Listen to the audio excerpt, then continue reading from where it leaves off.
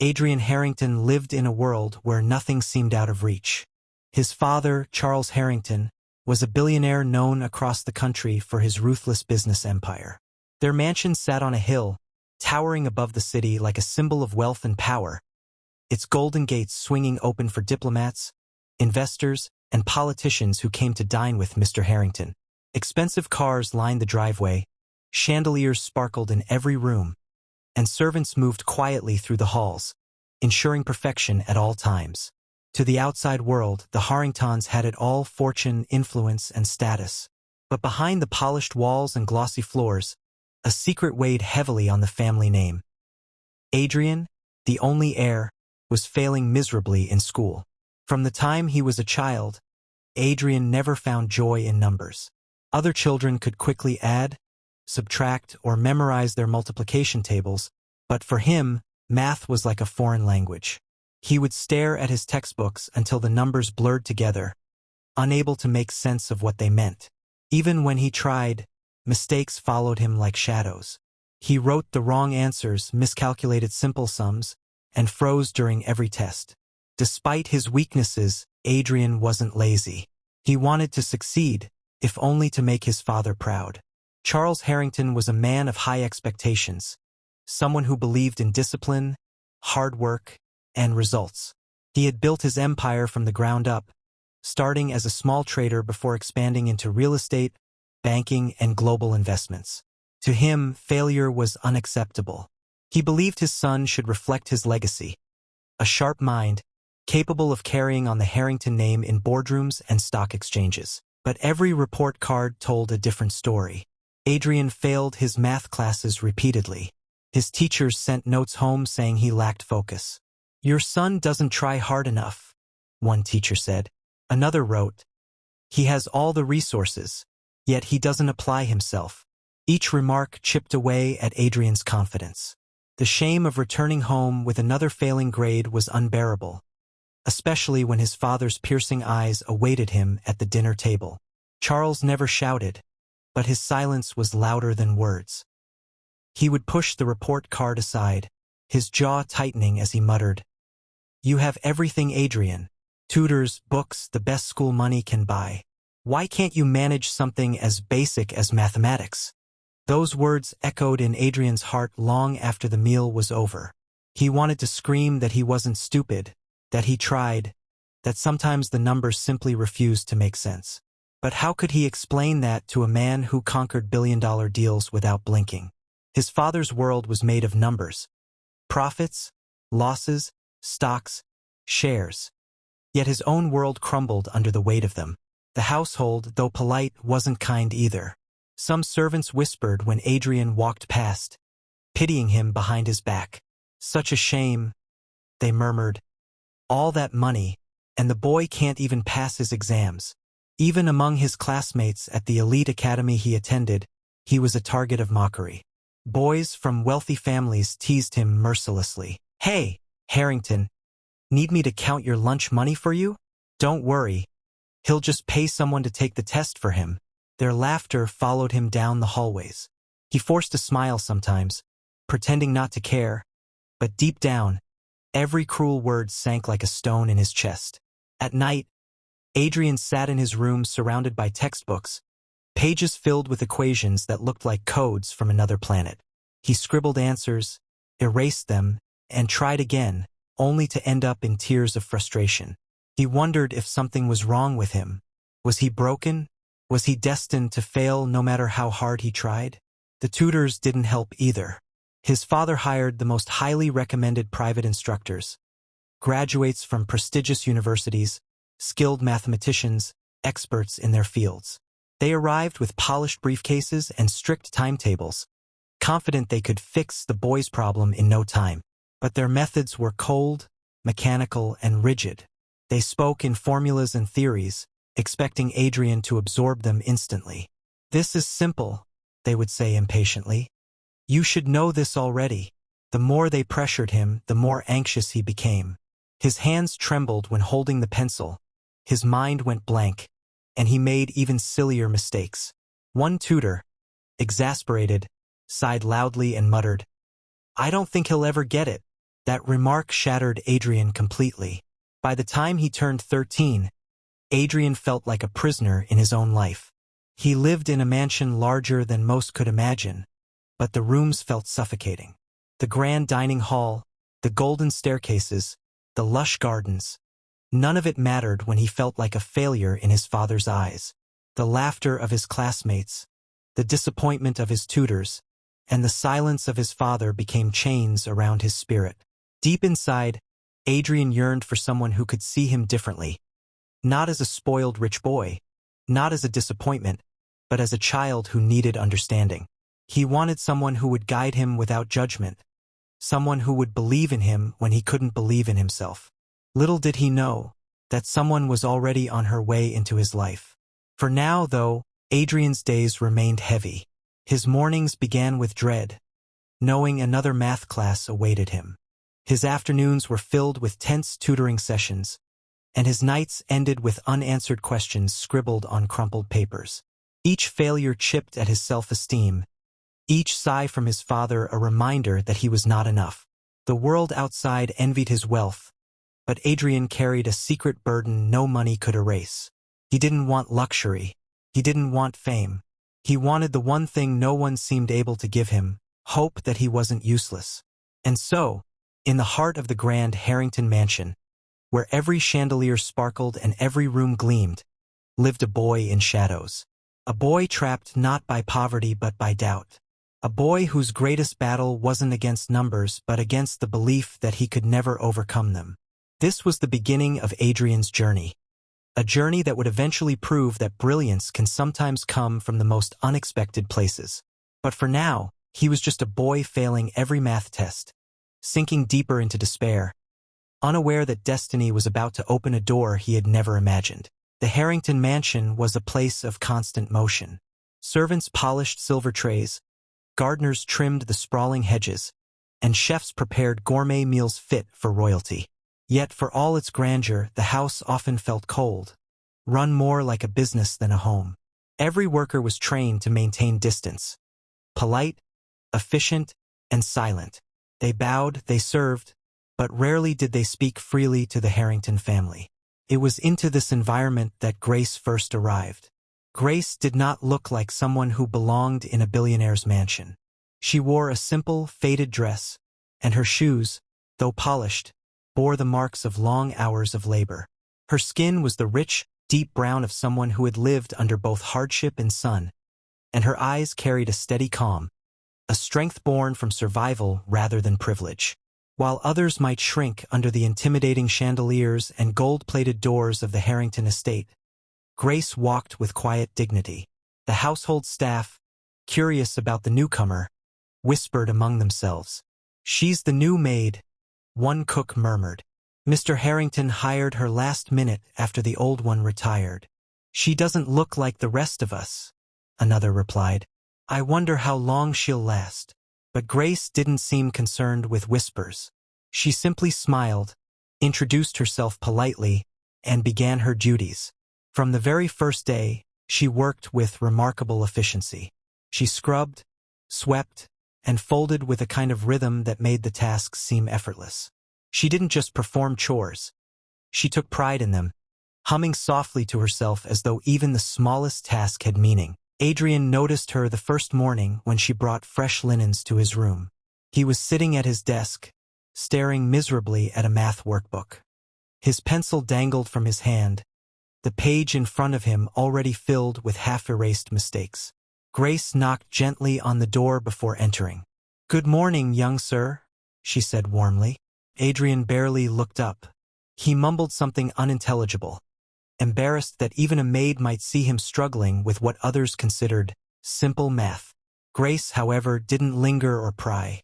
She simply placed the clean sheets on the edge of his bed, smiled, and left the room quietly. But she noticed. She always noticed. Over the next few days, Grace began to observe Adrian more closely. She saw how he avoided eye contact during breakfast, how he slipped away from the dining table quickly, how his shoulders slumped under a weight invisible to others. While the other staff members whispered about his failures, Grace looked past the rumors. She didn't see a spoiled rich boy. She saw a child with a burden too heavy for his age. One evening, as she polished the stair railing, she overheard Mr. Harrington scolding Adrian in the study. His voice was low but sharp. "Adrian, this is unacceptable. Another failed test. Do you realize what this means? You cannot afford to keep embarrassing yourself and me. You're a Harrington. Excellence is expected, not optional." Adrian's reply was barely audible. "I'm trying, Father. I really am." Grace paused, her heart aching at the boy's trembling tone. She had heard such voices before, the voices of children desperate to please but crushed by expectations. She thought of her own younger brothers back home, how they too had struggled with school until someone patient took the time to guide them. That night, Grace decided she would not stand by silently. The next afternoon, she found Adrian sitting alone in the garden, a math book open on his lap. His face was tense, his eyes watery from frustration. Grace approached slowly, not wanting to intrude. "Young sir," she said gently, "may I sit?" Adrian looked up, surprised. The maids rarely spoke to him beyond greetings, let alone asked to sit with him. But there was something in her tone, calm, unthreatening, that made him nod. Grace sat beside him, folding her hands neatly on her lap. "You seem troubled," she observed. Adrian sighed heavily. "It's this. It's always this." He pointed at the open textbook, the pages filled with confusing symbols. "No matter how hard I try, I just can't get it right. Everyone thinks I'm stupid." Grace tilted her head. "Do you believe you are stupid?" The question startled him. He blinked. I don't know anymore." She smiled softly. "You are not stupid. Sometimes the problem is not the mind, but the way the lesson is given. Tell me, when your tutors explain, do you feel they truly see you?" Adrian frowned. They just talk. They write on the board. They tell me I should already know. And when I don't, they get angry." Grace nodded knowingly. "Then perhaps what you need is not another lecture. You need someone who will walk with you, step by step, until the path feels clear." Adrian looked at her curiously. "And you think you can do that? You're a maid." The words slipped out before he could stop them. His face flushed with embarrassment, realizing how rude it sounded. But Grace didn't flinch. Instead, she laughed softly, not out of mockery but warmth. "Yes, I am a maid," she admitted. "But do you know? I once had brothers who struggled like you. I used to help them with their schoolwork after chores. I found ways to make it easier using the little we had. We didn't have fancy tutors, but we had patience. And patience, young sir, can be more powerful than money." Adrian studied her face. She wasn't boasting or pretending to be something she wasn't. She spoke with the quiet confidence of someone who believed in what she said. For the first time, he didn't feel judged. "Would you help me?" he asked hesitantly. Grace smiled, her eyes lighting with gentle determination. "Of course, but on one condition." "What condition?" "That you stop calling yourself a failure. We will treat each problem like a locked door. Together we will find the key. Do we have a deal?" For the first time in years, Adrian felt a spark of hope. Slowly he nodded. "Deal." From that moment, a bond was formed. A bond no one in the mansion could have predicted. While others saw Grace as just another servant, Adrian began to see her as something far greater. A guide who might finally lead him out of the darkness of failure. The days ahead would not be easy, but as Grace walked back to her duties that evening, she carried a quiet certainty. This boy did not need wealth or scolding. He needed belief, and she was determined to give it to him. The following morning, when the sun spilled golden light through the tall windows of the Harrington mansion, Adrian woke with a strange mix of anxiety and curiosity. He had agreed to let Grace help him with math, but part of him still doubted it would make a difference.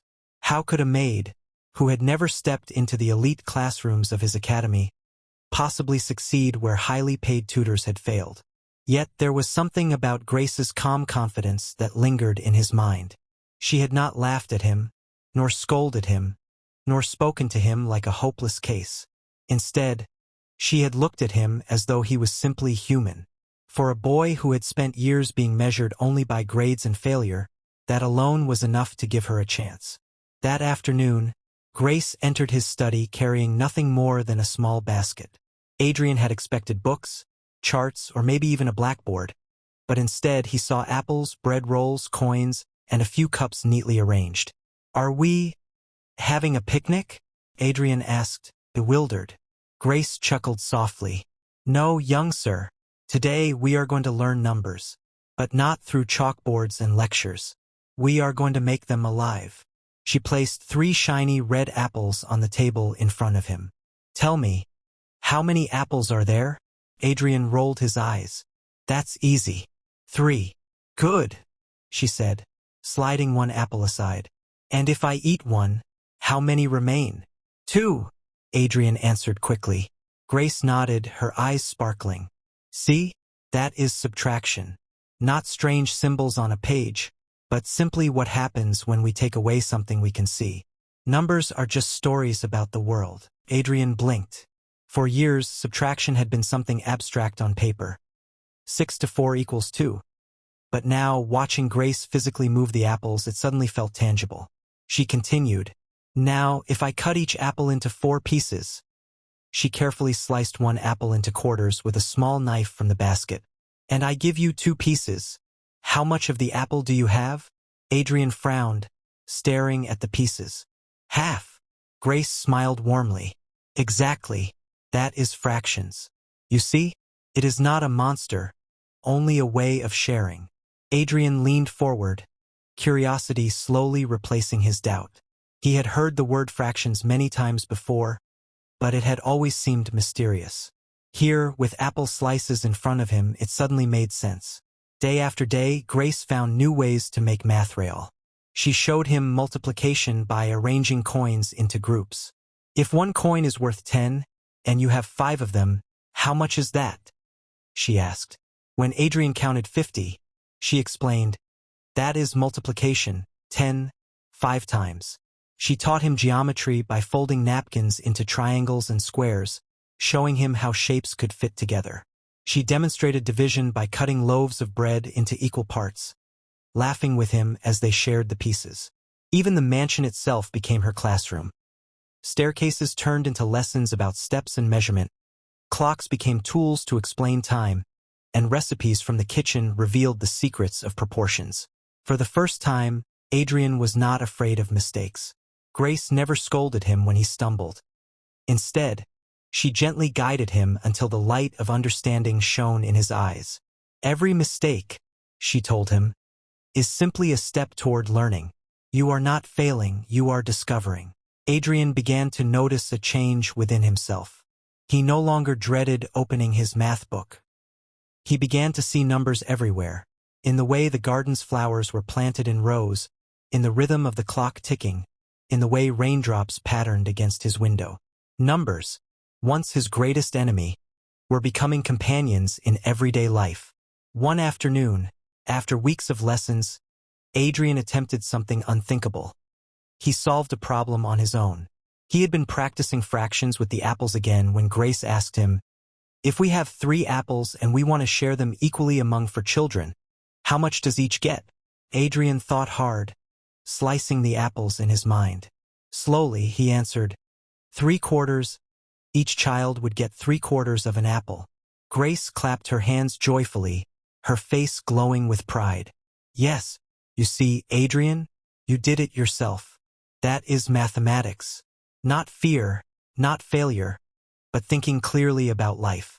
For the first time in years, Adrian's chest swelled with pride. His heart raced not from shame or anxiety but from triumph. He had found the answer, not because someone forced it into his head, but because he understood it. That evening at dinner, his father noticed Adrian humming to himself, smiling faintly as he ate. "You seem unusually cheerful," Charles Harrington remarked. Adrian hesitated. He wanted to shout that he had solved a math problem, that he wasn't a failure, but something held him back. He knew his father might not believe him. So, he kept the moment close to his heart, a secret victory he shared only with Grace. Their lessons continued in secret, hidden beneath the ordinary rhythm of household life. Grace never sought recognition or praise. To her, the reward was watching Adrian's eyes brighten with understanding, seeing his posture straighten with newfound confidence. She believed teaching was not about filling a mind with facts but opening a door that had always been locked inside the student. Sometimes, during lessons, she would tell him stories from her own life. She spoke of her village, where children had no expensive schools, yet learned to count by trading goods in the marketplace. She described how women measured cloth for sewing, how farmers calculated harvest shares, how her brothers learned multiplication by selling fruit in baskets. "Mathematics is everywhere," she said one evening as they sat by the fireplace. "It is not reserved for the rich or the brilliant. It belongs to everyone. And you, Adrian, are as capable of learning it as anyone else." Adrian listened with fascination. For the first time, he realized that intelligence was not about wealth or privilege. It was about seeing the world with open eyes, about patience, and about believing that even the hardest problems could be solved. As weeks turned into months, Adrian's improvement became undeniable. His teachers at school were stunned when he began raising his hand in class. At first, they thought it was a fluke, but when he solved equations confidently, they exchanged astonished glances. His classmates, once cruel, now stared in silence as the boy they mocked began outpacing even some of them. Adrian, however, never forgot where his strength came from. Every time he wrote an answer, he remembered the apples, the bread, the coins, the laughter with Grace. He knew it wasn't the mansion or the tutors or even the textbooks that had changed him. It was the maid who believed in him when no one else did. And though the world still saw her as just a servant, to Adrian, she had become his greatest teacher. The transformation did not happen overnight, but it was steady, like the rising of the sun, gradual yet unstoppable. For years, Adrian had dreaded waking up on school days. The sight of math books gave him knots in his stomach, and walking into class felt like stepping into a courtroom where he was always on trial. But now, as the weeks turned into months under Grace's guidance, that dread began to dissolve. Instead of hiding behind excuses, Adrian started approaching math problems with curiosity, as if each was a puzzle waiting to be solved. It began with small victories. One day, during class, the teacher wrote a problem on the board. If a train travels 60 miles in 2 hours, what is its average speed? Normally, Adrian would have avoided eye contact, hoping the teacher would skip him. But this time, he heard Grace's voice in his head, calm and steady. "Think of it as a journey. How far each hour? Step by step." His hand rose timidly. The teacher raised an eyebrow. "Yes, Adrian?" Adrian's heart pounded, but he forced himself to speak.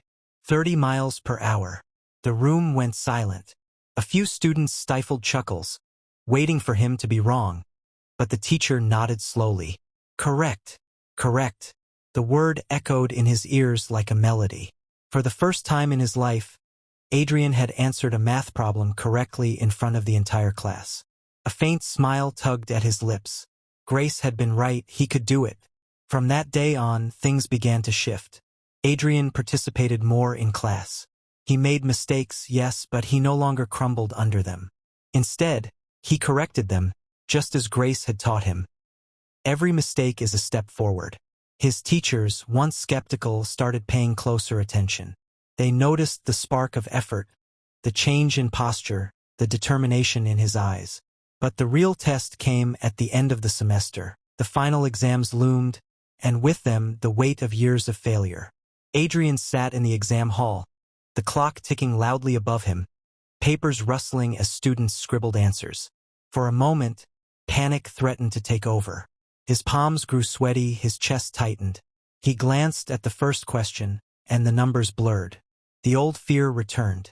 But then, he remembered Grace's calm smile, her steady voice saying, "Breathe, Adrian. Break it down.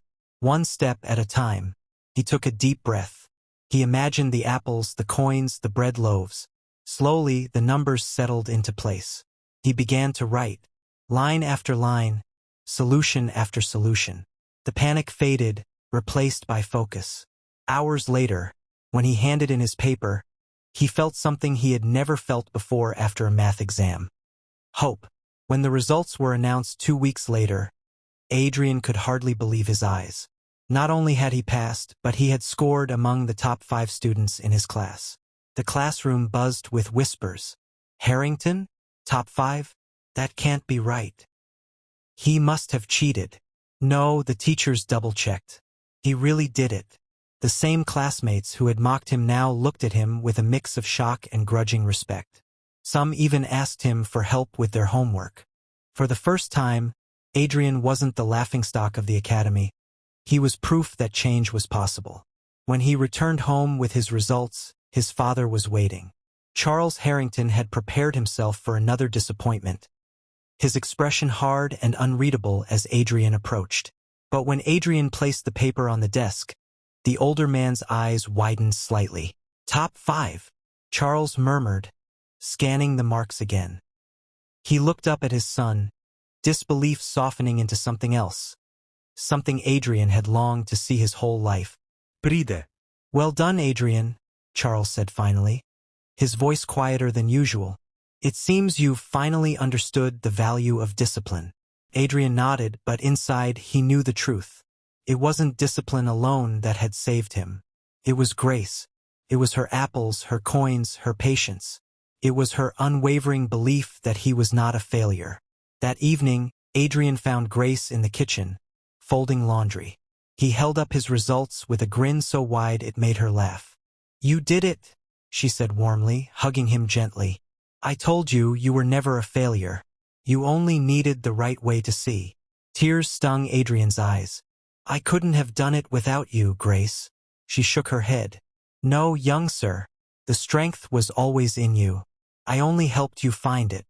Word of Adrian's success spread quickly, not just within the mansion but throughout the school and the community. Parents whispered about the miraculous turnaround. Teachers spoke of his newfound confidence. Even Charles Harrington, who rarely credited anyone outside his world of business, began to wonder how such a transformation had occurred. But to Adrian, the greatest victory wasn't the high score or the shocked whispers of his peers. It was the feeling inside him, the knowledge that he could face challenges without fear. Math was no longer a monster in the shadows. It was simply another language, one he had finally learned to speak. The change in him went beyond academics. Adrian began walking taller, speaking with more confidence, and even smiling more often. He started helping classmates who struggled, remembering how painful it had felt to be mocked. He discovered joy not in being the best, but in knowing that he was capable. Grace continued her work quietly, never seeking attention. To the rest of the staff, she was just another maid. But to Adrian, she was the reason he had found himself again. Every time he solved a new problem, he silently thanked her. Every time he walked into class with confidence, he carried her lessons in his heart. For the first time in years, Adrian felt free. Not free from responsibility, but free from the chains of doubt. He realized that wealth could not buy understanding, tutors could not manufacture patience, and fear could not dictate his future.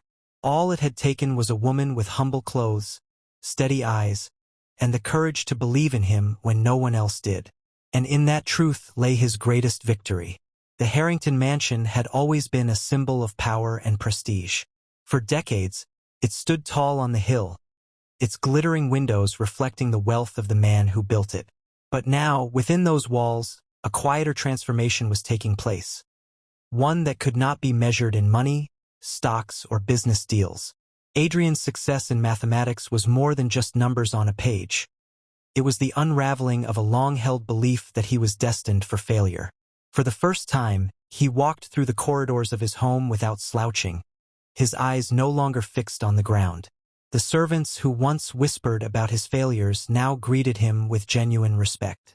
His classmates, once cruel, began to ask him for advice. And his teachers spoke of him not as a lost cause but as an example of resilience. But the true victory wasn't Adrian's alone.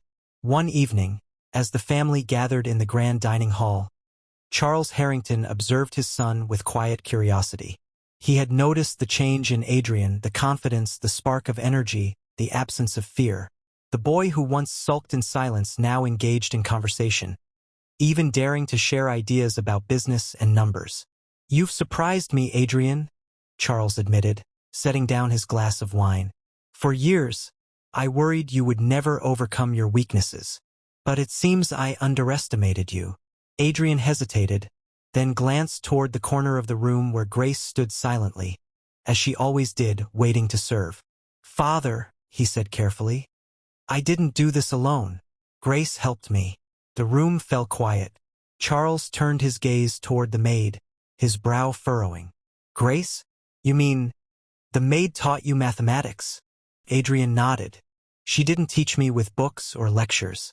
She showed me how to see numbers in life. She believed in me when everyone else gave up. Without her, I would still be failing." For a long moment, Charles said nothing. He had spent his life believing that solutions came only from the best institutions, the most expensive tutors, the highest-paid experts. To hear that a maid, someone without a degree, without prestige, had accomplished what all of them had failed to do unsettled him deeply. Grace lowered her eyes humbly. "I only helped, sir. The boy already had the ability. He just needed patience, and someone to walk beside him." Charles studied her, his mind racing. All his life, he had measured people by wealth, status, and credentials. Yet here stood a woman who had none of those things, but who had given his son what no amount of money could buy: belief. That night, Charles sat alone in his study, reflecting on Grace's words.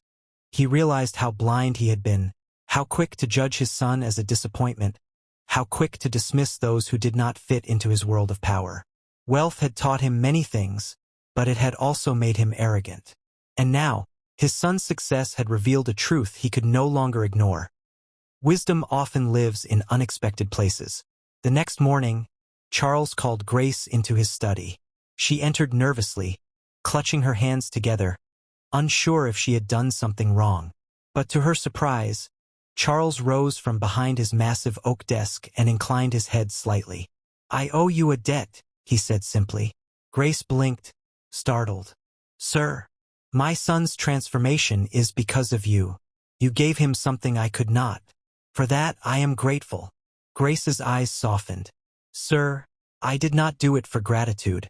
I did it because every child deserves to believe they are capable. Too often, people are crushed before they have a chance to shine." Charles nodded slowly. Her words cut deeper than she realized. He thought of how often he had pushed Adrian too harshly, forgetting that children were not business projects to be managed but souls to be nurtured. "From this day," Charles continued, "you will not only serve in this house, you will be part of it. Whatever your children need, education, opportunities, I will provide. Consider it my way of honoring what you have done for Adrian." Tears welled in Grace's eyes, but she bowed respectfully. "Thank you, sir. That means more than you know." Word of the billionaire's gratitude soon spread, but what mattered most was the lesson it carried. For Adrian, the journey had taught him that success is not about wealth or brilliance. It is about perseverance, kindness, and the courage to try again after failure. For Grace, it was a reminder that one small act of belief could change an entire life. And for Charles, it was a humbling awakening that true power does not come from money, but from recognizing the value in every human being, regardless of their place in society.